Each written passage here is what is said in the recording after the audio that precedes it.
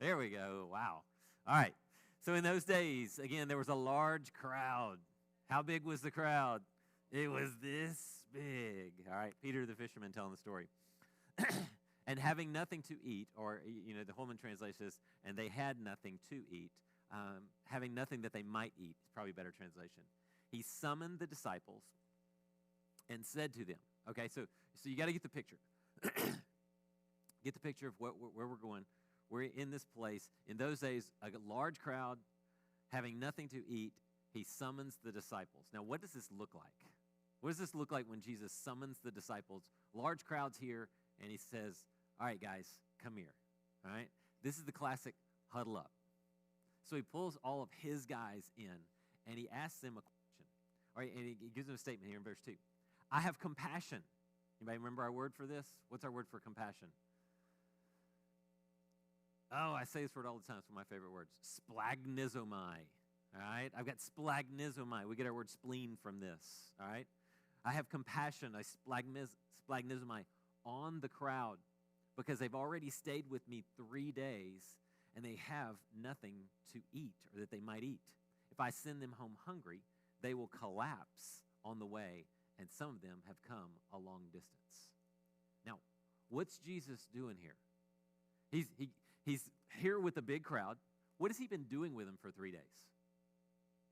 Teaching, obviously, all right? This is what he does. He's a teacher. So he's been teaching them, and some of them have been with him for 3 days now. Now, I don't know if he's been with them 3 days, and they just, all right, time to go to sleep. Let's get back up and teach some more. I don't know what the rhythm was, but they've been with him. And so they're a long way from home. And he says, if I send them away, all right, if I loose them, apoluo, apo means away, luo, to loose them to go away, some of them are going to faint along the way. Literally, they just haven't eaten. So why is he calling his disciples together to tell them this? I have compassion on them. I can't send them away. Why is he doing this? Is he looking for suggestions? What's he doing to his disciples? He's teaching them. He's discipling them. He's getting them to think, all right? Rabbis always ask questions, all right? They always want to ask questions. They always want to pose things to their disciples and say, what do we do? What do we do here? What would you do here? And they're looking back and go, what would you do here? All right? And they're saying, you should know what I would do because you're my disciple, all right? And I'm the rabbi, and I live out my life in front of you, and then I ask you questions about what I should do. This is the rhythm of this methetes to the kurios, all right? Kurios would be master. Methetes, we get our word mathematics because he's a learner, a disciple, okay? So I have compassion on the crowd because they've already stayed with me 3 days and having nothing to eat. If I send them home hungry, they will collapse on the way, and some of them have come a long distance. His disciples answered, where in the world can anyone get enough bread here in this desolate place to fill these people? It's a great question, right? If you've never seen Jesus do anything before, right? Where are we in the story? We're well over halfway through the 3 years of Jesus' ministry. And so Jesus says, I have compassion on these people. I don't want to send them away. They may faint along the way. They need something to eat. And the disciples go, where in the world would we get enough food to feed all these people? What was the expression on Jesus' face at this point? Does no one remember 2 chapters ago? Did you just miss that?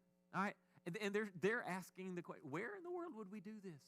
Who could possibly come up with this much food? Me, all right? Jesus, I think Jesus is just funny there, all right? So his disciple answered him, and then Jesus replies, and I think Jesus is just the epitome of love and grace and mercy here because he just lets it go, all right? He just flat lets it go. Verse 5 says this, how many loaves do you have? All right? 7, they said, as if we just have 7 loaves. What are we going to do with just 7 loaves for all these people? I don't know. I mean, seriously, it's what happened last time. Then he commanded the crowd to sit down on the ground. I'm wondering if at any point anybody's going, this seems really familiar. I just feel like I've been here before. Some people, even some critics of this, actually say that this happened only once. The feeding of the masses only happened once. It didn't happen with the 5,000 and 4,000. They just got the numbers mixed up. But the problem with that is Jesus later on will ask the question, don't you remember when I fed the 5,000 and when I fed the 4,000? It's not like he put those together. He kept those separate. So taking the 7 loaves, gave thanks, broke the loaves, and kept on giving. This is called an imperfect tense verb, which means just a continuous action, not a completed action, all right? It's just a continuous action. He kept on giving them to his disciples to set before the people or the crowds. So they served the loaves to the crowd. They also had a few small fish, and when he had blessed them, he said to those, these were to be served as well. They ate and were filled, and they collected 7 large baskets of leftover pieces. Now remember, what did we collect when we fed the 5,000? 12 small boxes, kofinos, all right? Remember, because they didn't have time to do what? They didn't. There were so many people coming and going, Jesus, we got to get away from here. They get away from there, and all of a sudden they get out of the boat, and who's waiting on them? 5,000 families. And they didn't have time to eat. So Jesus feeds the 5,000 with the loaves and the fish, and they collect how much? 12 small lunch boxes full of food. Now they have time to eat because they're going to sit on a boat for the next 6 hours trying to row an hour across the lake, okay? So they these large baskets, okay? Now, how big was this basket? It's called a spirita, all right? And a spirita, if you remember when Paul has been converted on the way to what city? On the road to Damascus, all right? And so in Damascus, he's converted. We believe he goes off into the Arabia for 3 years, comes back to Damascus, and gets in a small group, which would have been really fun to be in a small group with Paul, all right, after he's been in the desert with Jesus for 3 years. And he comes back, it's like, okay, Paul, yes, we know you know the answer to that one too, okay? But he's there in Damascus, and finally, they got to get him out of there because the people in Damascus are trying to kill him. And they lower Paul in a what? A basket over the wall. This is called a spirita that he was lowered down in, okay? So think about this. What would fit a man, all right? This is how big these baskets are, okay? So kofinos, small basket, 12 of those, all right? This time we get 7 baskets, large baskets, enough to hold a man. Pretty good amount of food. Now, why was it 7? We don't know. We just don't know. There's just no context to it. So it's hard to do anything with it, all right? Verse 9. About 4,000 men were there. That's why I always like to say there was like sort of 4,000 families. I don't know how you want to count it. He dismissed or loosed them, sent them away, and immediately, here's our word again, all right, Paul's favorite word, or excuse me, Peter's favorite word, and immediately got into the boat with his disciples and went to the district of Dalmanutha, okay? Now, Dalmanutha was, okay, Sea of Galilee, Jordan River, Dead Sea down here. Dalmanutha was south of Nazareth. Nazareth is kind of straight across from the Sea of Galilee, all right? And Dalmanutha was just south of there before you get to Samaria, okay? I don't know if that means anything to any of you. Actually, I have a little mappy thing here, all right? So Dalmanutha would have been just north of Samaria, right in there. So if that helps at all, it doesn't matter, all right? All right, 11. And the Pharisees came out and began to argue with him. Now, where'd they come out from? Where do the Pharisees generally tend to come from? A lot of times they come from Jerusalem. Those are the hot shots, all right? But we got them everywhere. This is just a political party. It's not like they have their headquarters anywhere. It's just these are people who associate with certain political party or a line of schooling. So the Pharisees came out and began to argue with him. Now, this is the word souzateo. Souzateo, anything time you see su or soon, sum at the beginning of a word, it's always with, all right? It's a cooperative thing.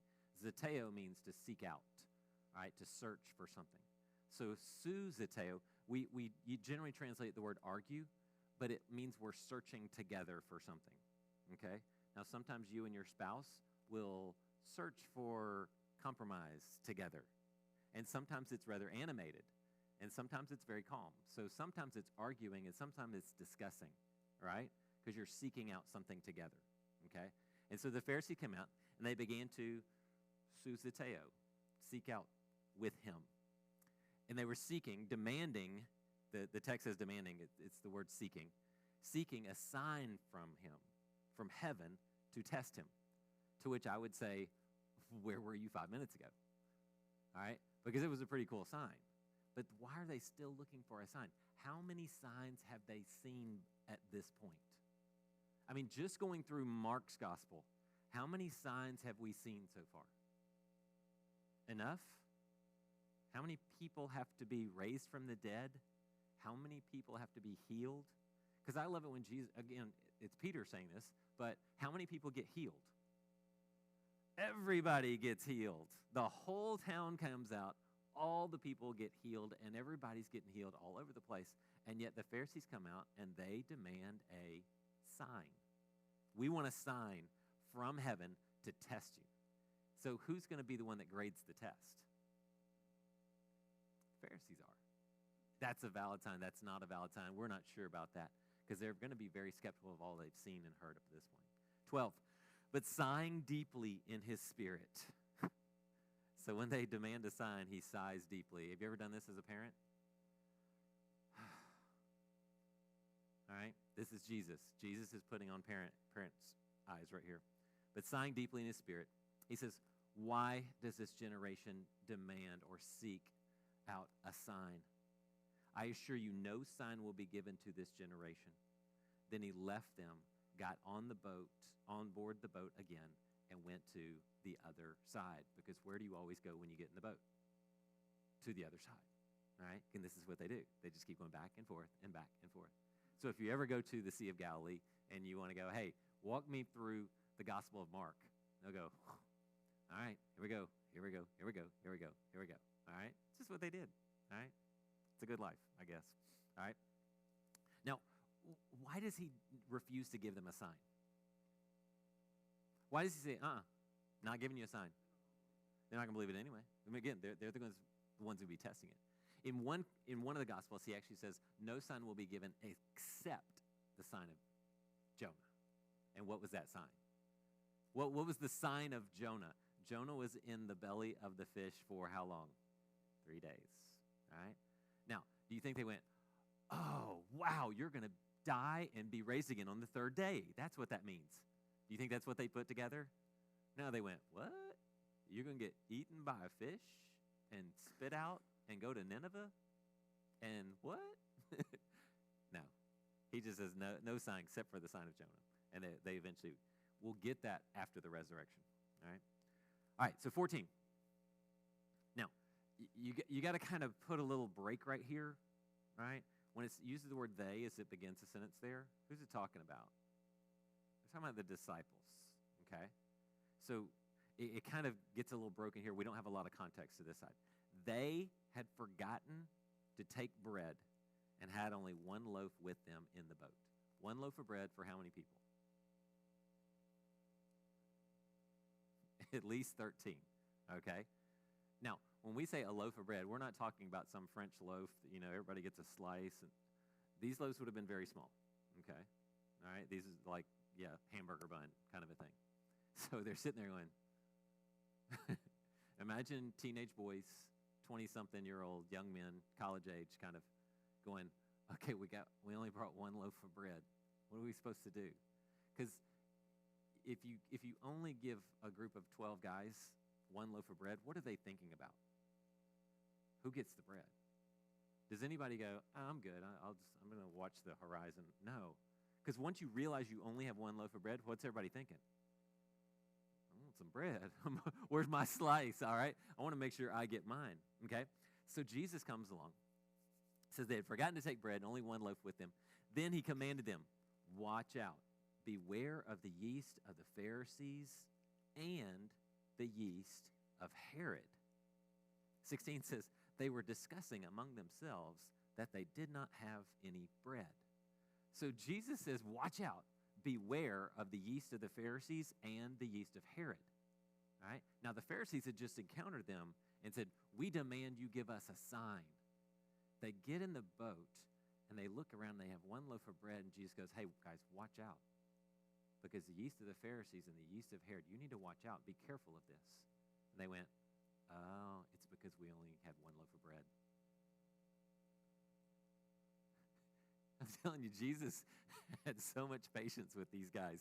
Because 16, they were discussing among themselves that they only had one loaf of bread. And it's just like, no, it's not about the bread, God. Let go of the bread. Forget the bread, okay? You got to let go of the bread. It says, 17 says, aware of this, he said to them, why are you discussing that you do not have any bread? Don't you understand or comprehend? Understand is the word noeo, which means to think properly on this, all right? And comprehend is the word that means to put this together. Why can't you put this together? Why can't you, why aren't you getting this? Why are you worried about a loaf of bread when I'm talking to you about the yeast of the Pharisees and the yeast of Herod?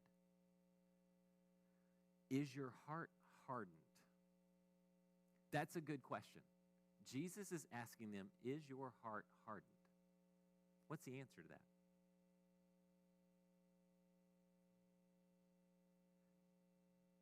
Jesus would know. Why is he asking? Because he's a what? He's a rabbi. Rabbis ask questions. All right? Is your heart hardened? I would answer, yes, it is.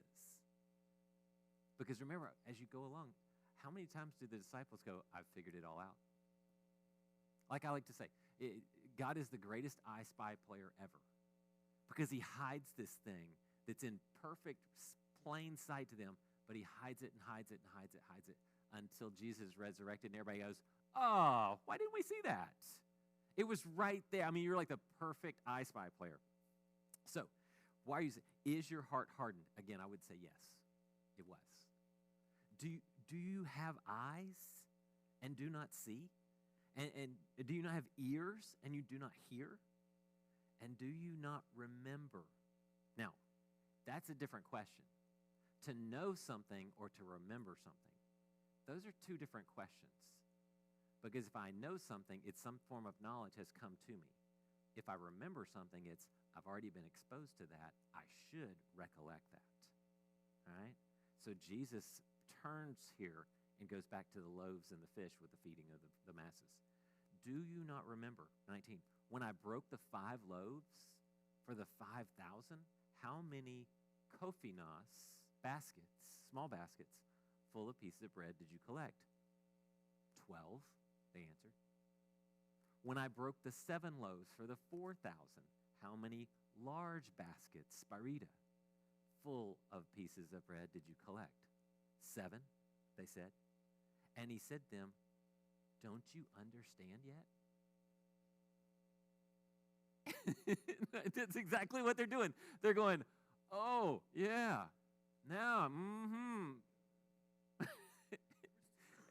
It's like that first day of calculus class. You're sitting there, and this teacher's going on and on and on and on, like you're supposed to know everything. And you're going, I have no idea what you're talking about. Because they didn't. They did not understand. Now, here's the question. Let's back up the truck here. He says, watch out for the yeast of the Pharisees and of Herod. What is this yeast? What does yeast do? Okay, yeast is a fungus, okay? This is not a good thing, right? You take a lump of dough and you inflict yeast into it. The fungus then begins to feed on the sugar, and it creates carbon dioxide, which puffs it up, okay? Now, gluten is kind of the balloon that holds it all together. So if you can't have gluten, you generally don't get the value of yeast, okay?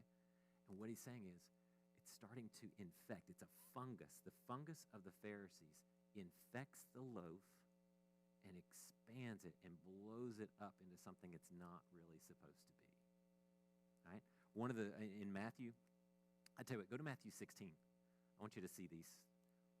In Matthew 16, Jesus does this, but he actually names this.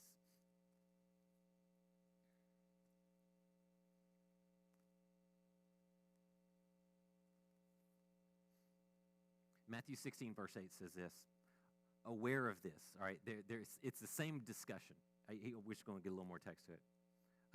Aware of this discussion, Jesus said, you of little faith, why are you discussing among yourselves that you do not have bread? Don't you understand yet? Don't you remember the 5 loaves for the 5,000 and how many baskets you collected? Or the 7 loaves for the 4,000, how many large baskets you collected? Why is it you don't understand when I told you, beware of the yeast of the Pharisees and the Sadducees? It wasn't about bread. Because remember, what do they say? Don't beware of them. I know, we forgot the bread. Leave it alone. Let it go, Jesus. All right? Now, he said, then they understood he did not tell them to beware of the yeast in bread, but of the teaching of the Pharisees and the Sadducees. So Jesus equates the teaching of the Pharisees and the Sadducees with what? Yeast, a fungus that blows something up into something it was never supposed to be. And again, Jesus says, what about the traditions? What about the commands of men and not the commands of God that they've been avoiding? And all these other ingredients that they're putting into it. He says, be very careful of all the things that are being added to and puffing up. This is what he's teaching. Come over here to Luke 12, though. We're going to get a little bit different answer. It's the same answer, a little different angle on it, though. I want you to see it. 12:1.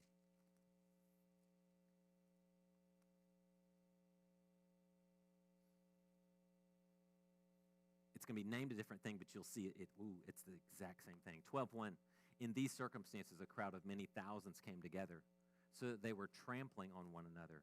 He began to say to his disciples first, be on your guard against the yeast of the Pharisees, which is what? Hypocrisy.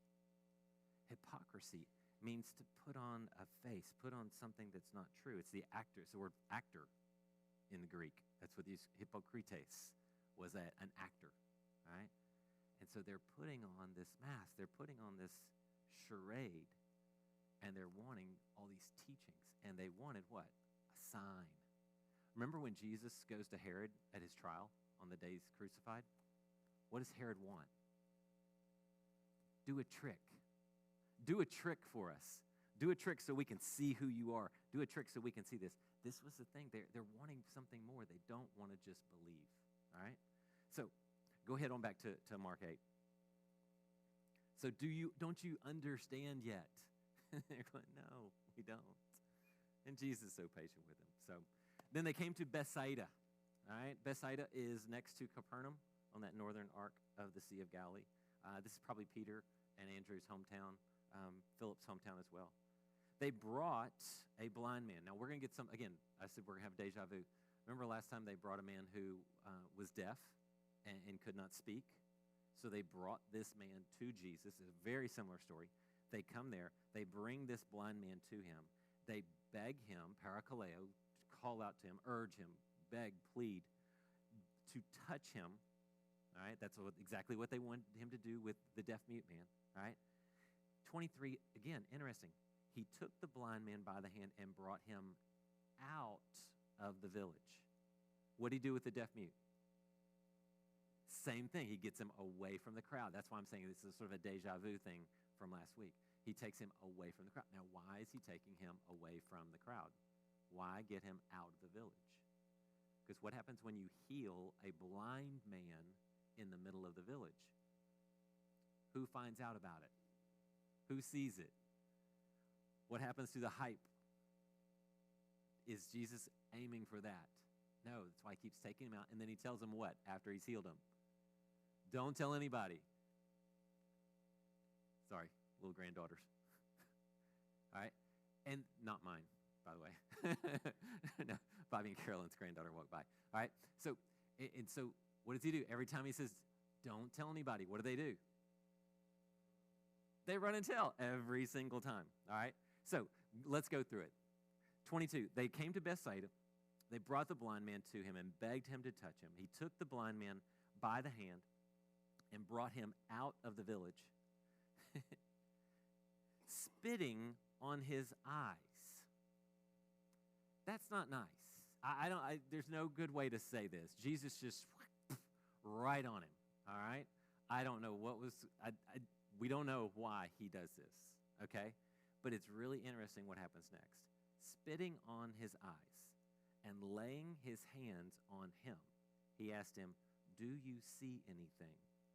He looked up and said, I see people, They look to me like trees walking. Which begs the question, how does a blind man know what a tree looks like? Unless he wasn't always blind. There's some loose, you can play with this a little bit. How does he know? How does he know what people look like? All right? There's a lot of different ingredients here. But when he spits on him and lays his hands on him, he sees, but they don't look distinct. All right? I think that's the point he's trying to make. 25.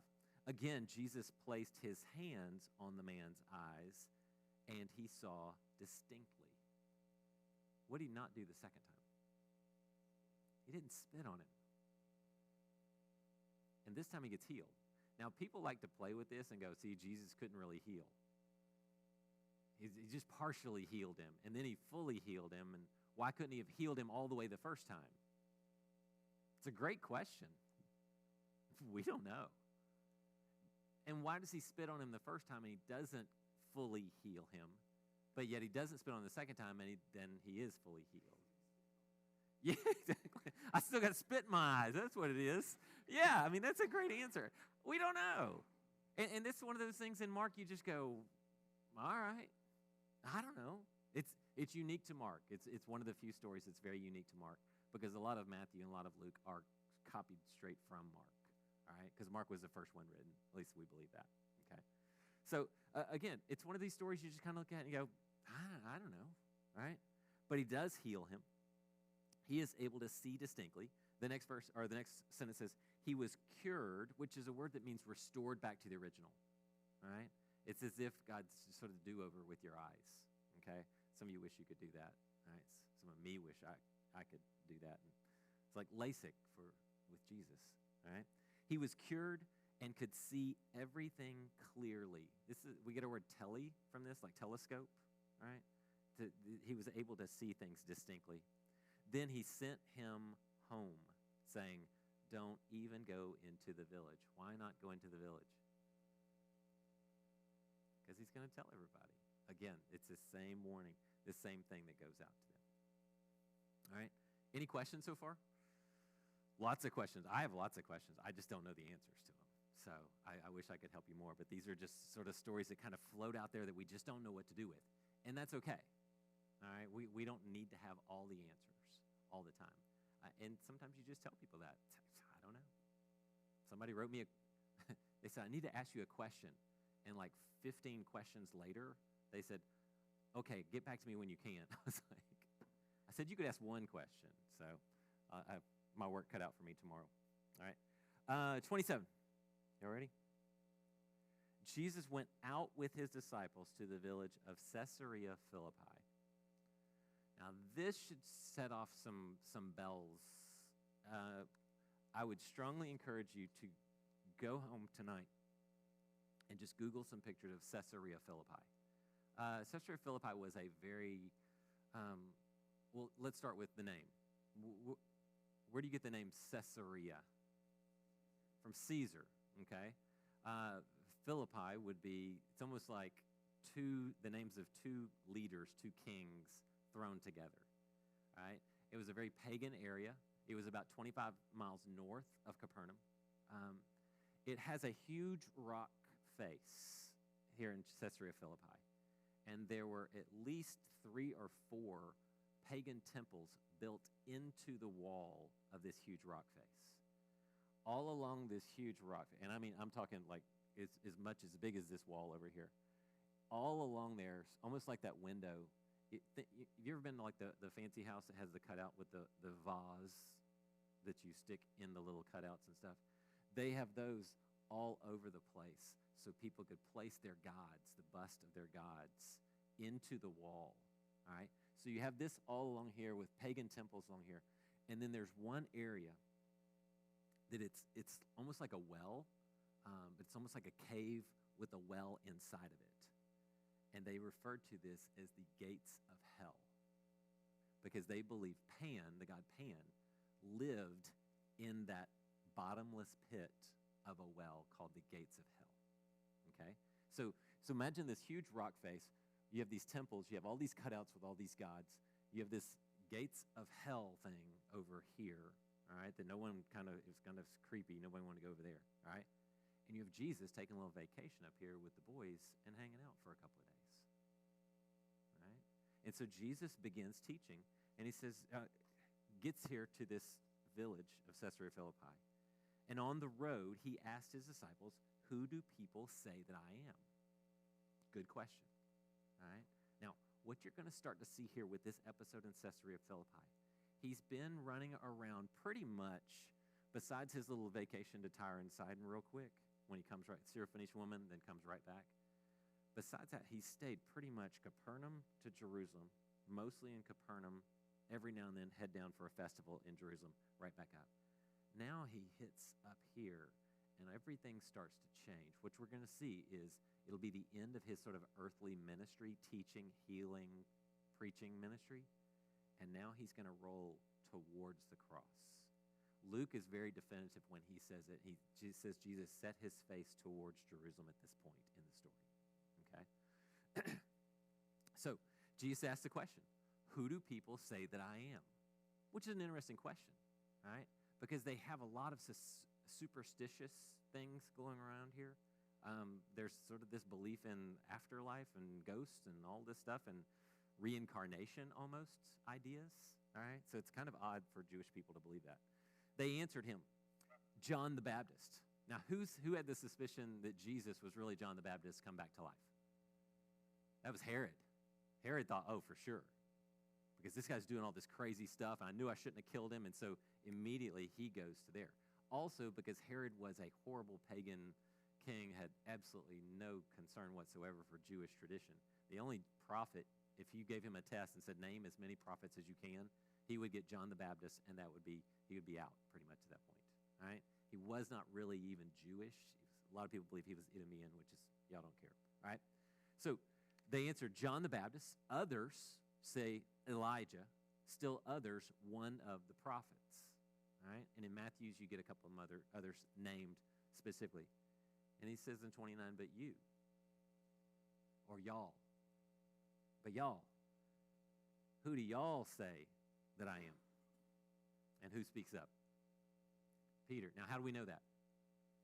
Because Peter told Mark, I spoke up, and I said this, all right? Peter answered him, you are the Messiah. Now, what does that word mean? What does Messiah mean? For the Jewish people, what does this word mean? King, say it again. God, let's keep it small, and then let's make it bigger. That's eventually the purpose. Like, let's pull it down to its smallest ingredient, and then let's add some to it, all right? All it means, it doesn't mean king, all right? It means anointed one, okay? Now, who would be anointed in Jewish society? Priests, kings, okay? Priests and kings. This is, if you called someone the Mashiach, all right, it would be, he's the anointed one, okay? Now, that could be Aaron the priest, who was anointed to serve as priest, his sons Eleazar, his grandson Phinehas. You can keep going all the way down the line. They were anointed for this purpose, all right? Kings were anointed, all right? So you are the anointed one. You have a specific purpose. You are here to carry out something, okay? Now, you could apply that to a lot of things, okay? But eventually, in 2 Samuel 7, we have David says, I want to build the temple, and I want to do all this stuff. God sends word back, no. You're not going to build the temple for me. I'm going to build a temple for you. And your family will sit on an eternal kingdom, on an eternal throne, and will reign forever and ever.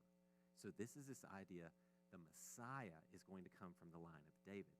Because 2 Samuel 7 says, your son coming from your own body will reign forever and ever and ever. So the Jewish people now have this idea of not an anointed one, a Mashiach, but the Messiah. The anointed one is coming. The anointed one is going to come, and he's going to do what? Restore Israel and make all things better. no one was going, the Messiah is going to come and die for our sins. Even though it's right there, Isaiah 53, they just don't get it. They cannot put it together, all right? And again, I would argue their hearts were hardened. Because again, when you realize that Jesus is the Messiah, the one who's going to come, who's going to kill him? No one's going to kill him if everybody agrees, hey, yeah, he is the Messiah. He is the anointed one. And when Peter makes this declaration, he's not saying, you are an anointed one who's come to serve and be a good prophet. He says, you are the Messiah, and you've come here to restore the kingdom, and you are here to reign and to rule. You are David's son. I always wonder, did anybody ever ask Jesus, where were you born? That would be a good question for me. I'm just sorry, that's just me. I mean, the Pharisees knew this. They told Herod. All right, the priests knew this. Where's the Messiah supposed to be born? Bethlehem. Why doesn't anyone ever ask Jesus, excuse me, where were you born? Bethlehem. Okay, now we're on to something. You're from the line of what family? I'm eventually from the line of David. Oh, wow. I mean, just putting stuff together here, right and left. This should be easy, right? But again, heart's hardened. So he declares, you are the Messiah. Now, in Matthew, it says, blessed are you, Peter, Simon, son of John, because it was not flesh and blood that revealed this to you, but my Father who revealed this to you from heaven. All right?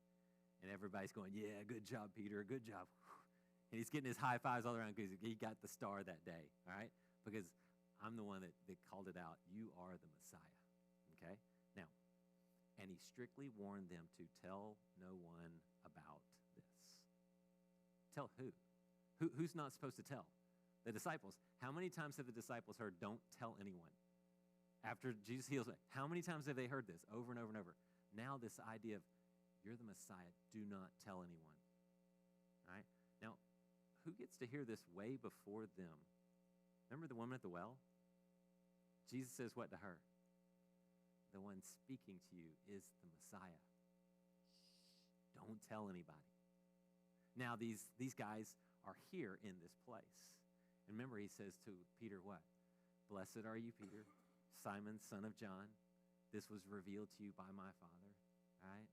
And the gates of hell will not prevail against you. And on this rock I will build my church. And what's next to him? What's next to him? A huge rock face, a Petra, not a Petros. A Petros is one of the little rocks at the bottom of the rock face. And Jesus says, that's you, Peter. You're one of the little rocks at the bottom of the rock face. The Petra is the rock. You're just a pebble, but you're part of this rock. And the gates of hell will not prevail against you. Do you see why you got to go home now and look this up? Because this is what the backdrop is. This is the environment he's telling the story in. 31. Then, okay, so finally he reveals, I am the Messiah, but don't tell anybody. Shh, everybody keep it quiet. Then, at this point, he began to teach them that the Son of Man must suffer many things and be rejected by the elders, the chief priests, and the scribes, be killed, and rise after 3 days. Now, at what point do the disciples stop listening? Let me go over it again. He began to teach the Son of Man must suffer many things, be rejected by the elders, the chief priests, and the scribes, be killed, and rise again after 3 days. At what point in those 4 things do the disciples stop hearing anything? Killed. Some of them may stop at suffer. Why? Because what's the Messiah supposed to do? The anointed one, the King of David, going to reign forever and ever on his throne. Jesus just said, yes, I am the Messiah. And in all of their minds, they went, boom, we're in. Because we're the 12 on his right and on his left, and we're in the kingdom. All right? And this is going to be good. And then he says, I'm going to suffer, be rejected, be killed, and no one heard rise again after the third day. Especially not Peter. Because Peter knows the Messiah isn't supposed to die. The Messiah is supposed to reign forever and ever and ever. And he just said he's going to die. So Peter took him aside. It's the word proslambano. It means receive someone or welcome someone to you. All right? So Peter's there, and he's there in the crowd, and he kind of goes, Jesus, come here. We need to talk about this. All right? And he kind of receives him towards himself. Proslambano. So he's, come on over here, Jesus, because I think you got this all wrong.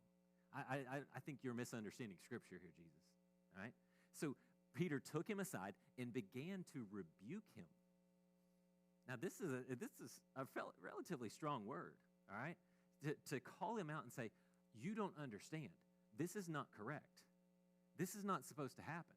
He's not saying, I'm curious, Jesus, why are you saying you're going to be killed? He's saying, no, Jesus, you are not going to be killed because I just said you were the Messiah, and you said, yes, I am the Messiah, and the Messiah is not going to die. Therefore, you can't die. But turning around and looking at his disciples, he rebuked Peter. Okay, so get the dynamics here. So Peter says, come here, Jesus, come here. We need to talk about this because you're just off here.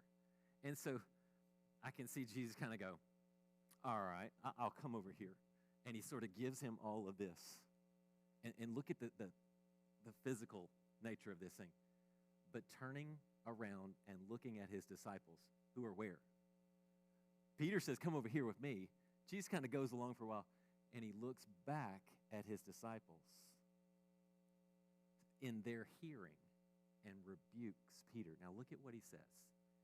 Get behind me, Satan, because you're not thinking about God's concerns, but man's. Now that's pretty strong language. Get behind me literally means get behind me, not get in front of me. And where was Peter? Is Peter leading or is he following at this point? When he pulls Jesus, come here, Jesus, we need to have a talk. Because you're not understanding the Scriptures very well. Who's leading and who's following? Who's the rabbi and who's the disciple at this point? And you see what he's saying to him? Because I think sometimes we get on Peter a little bit too much. And I know he uses the word Satan. It's a word for adversary. It just means an opponent, all right? He does use the word Satan, and the only time the word Satan is used when it's actually referring to Satan, okay? But he's saying, you got to get behind me because right now you're being my adversary. You're working against me. And just as Satan works against me, you've gotten out in front of me, and you have to stay behind me because you are in front of me, and your concerns are going to dominate my concerns. If you will stay behind me, you will continue to walk in my concerns and not in your own. How many times do we think God should do something our way? God, if you would just do it this way, it would be so much better off. And I sometimes wonder if God doesn't go, get behind me, Satan. You're working your will and not my will. So it's physically, literally, get behind me, get in my wake. I'm not going to walk in yours.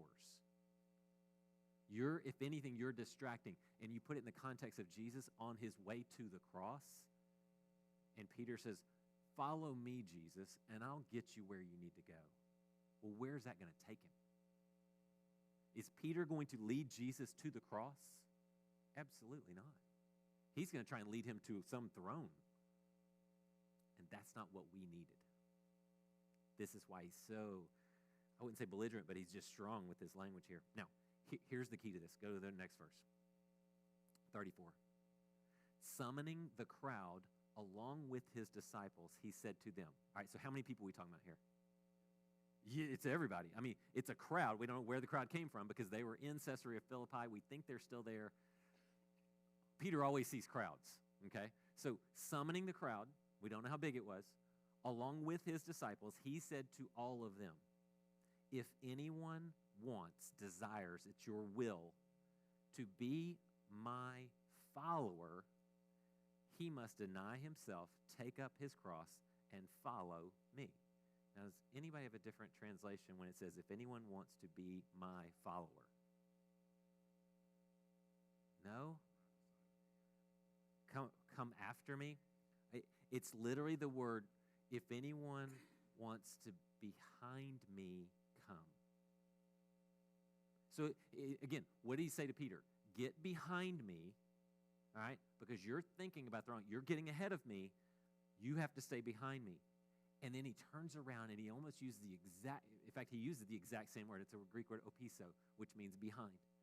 He says, if anyone wants to come behind me, you want to come behind me. If you want to come in front of me, I got no use for you. If you want to come behind me, if you want to get in my wake and think through the things of God, not the things of man, then he must deny himself, take up his cross, and follow me. Which is really interesting, that whole take up your cross thing, because what has Jesus just said is going to happen to him? I'm going to be killed.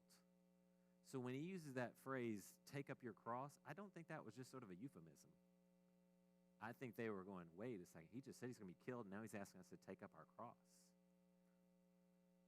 Follow me. 4, verse 35.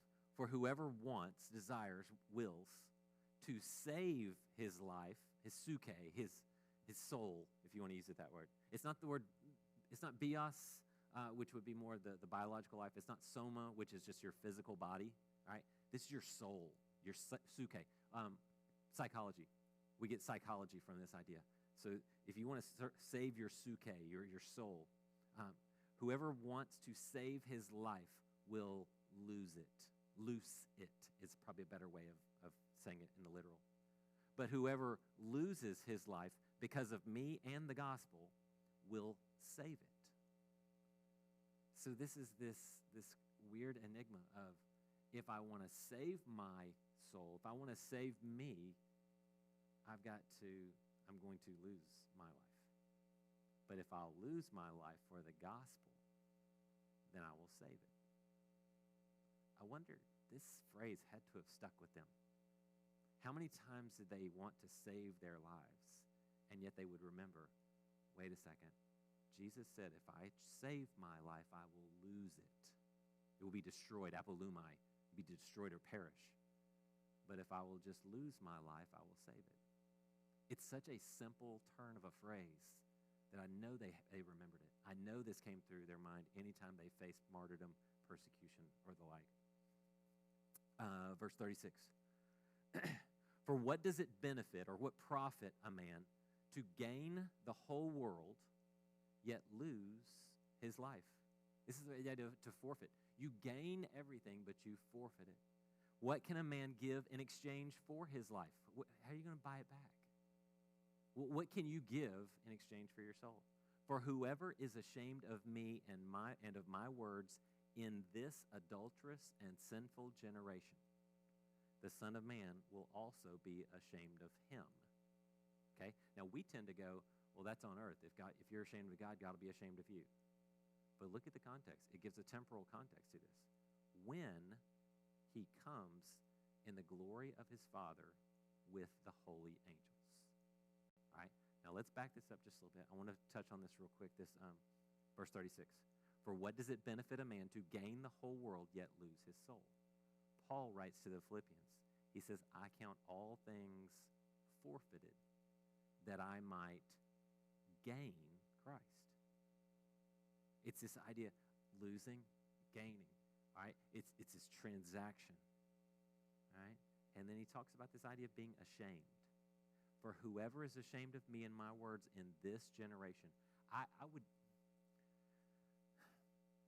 want to say this word generation applies more to this idea of the age, the present age, and the age to come. They use the word generation though here, so I don't want to mess too much with it. But I think this is the meaning of it, all right, because of the temporal version of what he indicates at the end. So for whoever is ashamed of me and my words in this adulterous and sinful generation, this age, this present age, the Son of Man will also be ashamed of him when he comes in the glory of his Father with the holy angels. When does the Son of Man come in the glory of the Father with his holy angels? You may want to turn to Revelation 19 and you'll see it. And what follows this is the judgment. When the Son of Man comes and all his holy angels with him, he will sit on his throne, and he will gather all the nations to him, and he will separate them as a shepherd separates the sheep from the goats. The sheep will be on his right, the goats will be on his left. He will say to those on his right, what? Come, you are blessed of my Father, into the eternal kingdom prepared for you from the foundation of the earth. Why? Because when I was hungry, you fed me. When I was thirsty, you gave me something to drink. When? When you did this to the least of these. And then Jesus will turn to those on his left, and he'll say, depart from me, you cursed ones, into the eternal fire prepared for the devil and his angels. Why? Well, when I was hungry, you gave me nothing. When I was thirsty, you gave me nothing. When did we see you and did not give you these things when you did not do these for the least of these? So you go into eternal reward. You go into eternal punishment. That's when he's going to be ashamed of you. If we are ashamed of him in this generation, when we encounter the hungry, the thirsty, all those, that whole category, when we do not respond to the least of these, then we're being ashamed. This is just the way it's going to play out. All I'm doing is add Matthew 25 to the end of this verse.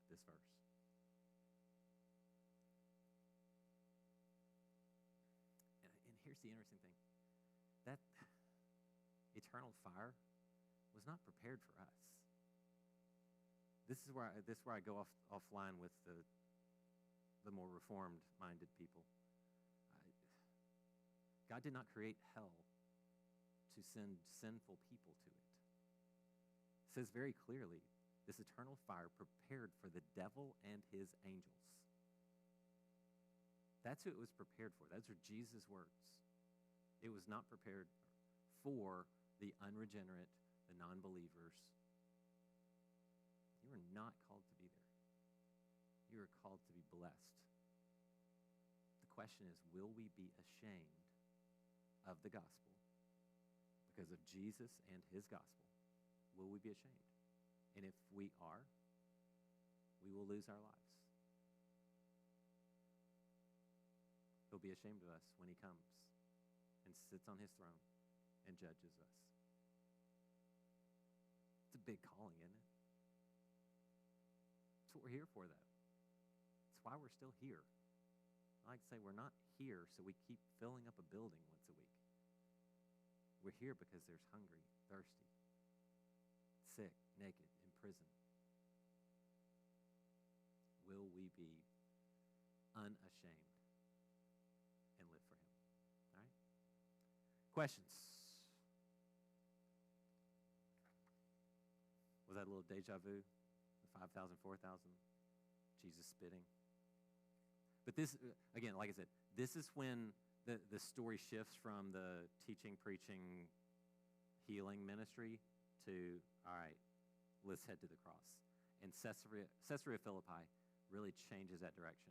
Again, go home, look up Caesarea Philippi, go look at image search or whatever, and you'll see the wall, the huge rock, the Petra, this big rock cliff. You'll see where they put all the little idols and stuff and all that stuff. So, all right, no questions? All right, halfway home. Halfway done. All right, let me pray for us. Father, thank you so much for just the beauty of your word. I thank you for the beauty of your ministry to your 12. The way you so patiently dealt with them day after day after day, teaching them, encouraging them, training them up so they could tell somebody who told somebody who told somebody who told somebody who told me. So, Father, I thank you for the patience you had with your disciples. I thank you for the love that they had for you to go out and be your disciples. So may we be those people as well. And I pray all this in Jesus' name. Amen.